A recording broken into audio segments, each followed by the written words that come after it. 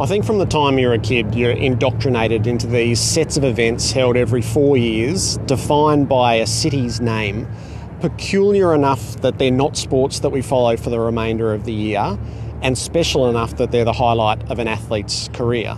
And I think you come to recognise that as the absolute peak of sport. So for me, it's always represented that. And Australian gold medalists become household names, whether it be weightlifting or sailing or archery, sports that ordinarily people wouldn't cross the road to look at. For these 2 weeks, they captivate an entire country and the world.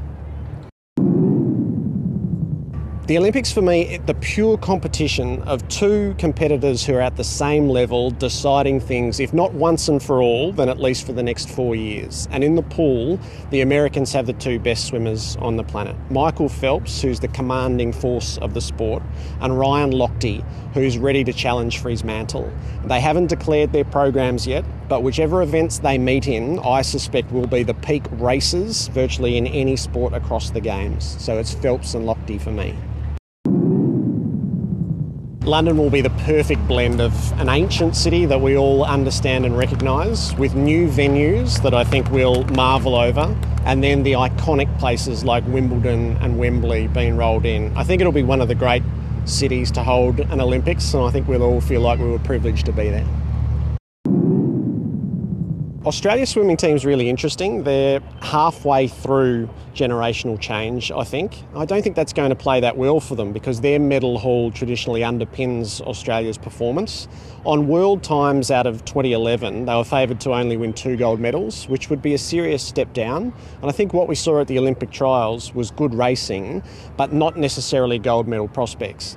So James Magnussen will win the gold in the 100, and that's pivotal. He'll win his relay with his teammates in the sprinters for the men. I think a lot of it now rests with Stephanie Rice. She's going to lead the program off in the medleys that she won in Beijing. And if she could do it on night one, despite having a torn muscle in her shoulder, it might just tip some of the bronze and silvers up to gold, and that would recast Australia's fortunes a lot. But I think it's going to be less in the pool than we're used to. I think at an Olympic Games you walk in the footsteps of giants, and whether that's athletes or broadcasters. The swimming mantle at the ABC has been held by an iconic broadcaster like Norman May, and then it was inherited so splendidly by Jerry Collins, who put such a distinctive body of work down. It's daunting in the same way that calling a Melbourne Cup is vaguely terrifying and absolutely exhilarating. I expect that it will be the same. So I'm thoroughly looking forward to it. And I'm vaguely terrified as well. I was lucky enough to be in the stadium when Usain Bolt broke his 2 world records in Beijing. And the 100 is the most audacious thing I've ever seen. A man who's ran 100 metres, he skited for the last 30 metres of the race and went faster than anyone had ever done. But the 200 for me was the pure athletic achievement. He'd set himself to break the world record of Michael Johnson. It was the unbreakable record.